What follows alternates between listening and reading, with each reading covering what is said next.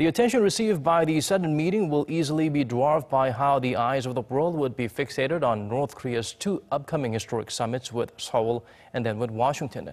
To provide you with an in-depth look at the rapidly unfolding developments on the Korean peninsula, we've prepared a series of special reports. First up, our Cha Sang-mi sheds light on how these back-to-back summits came to be. Hopes for an inter-Korean summit took off on January 1st, 2018, when North Korean leader Kim Jong-un, during his New Year's address, suggested sending a delegation to the Winter Olympics in PyeongChang, South Korea. But in the same speech, Kim Jong-un also reminded the U.S. that he has a nuclear button on his desk. Just a month later, on February 9th, the leader's younger sister Kim Yo-jong came to the South Korean capital, Seoul, the first member of North Korea's ruling family to do so.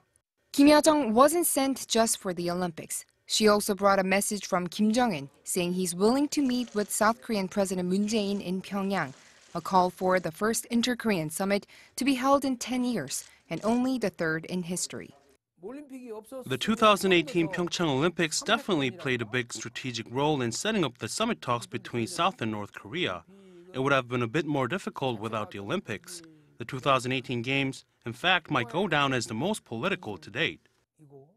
And early this month, South Korea's National Security Advisor Chung Eui-yong brought back some even more surprising news from a visit to Pyongyang.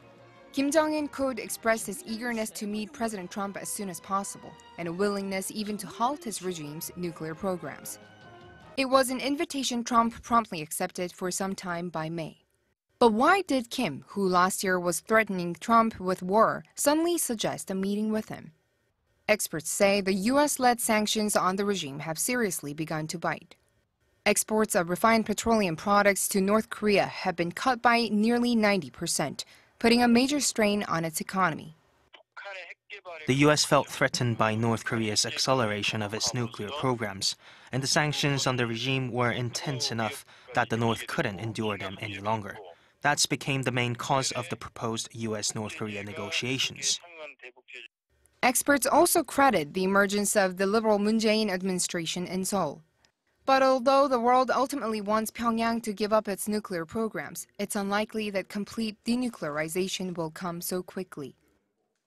So it was a 1 in 300 ratio of success to failure. That's fairly common in these kinds of situations.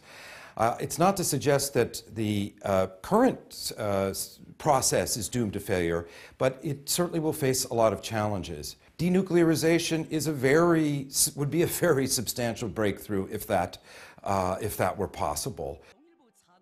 Whether it was the unbearable pressure from the international community or Moon's Olympic diplomacy, experts say it is time to focus on what's been achieved: 2 imminent summit meetings, and Kim Jong-un's comments on denuclearization during his surprise trip to Beijing this week, his first trip abroad since coming to power in 2011. Cha Sang-mi, Arirang News.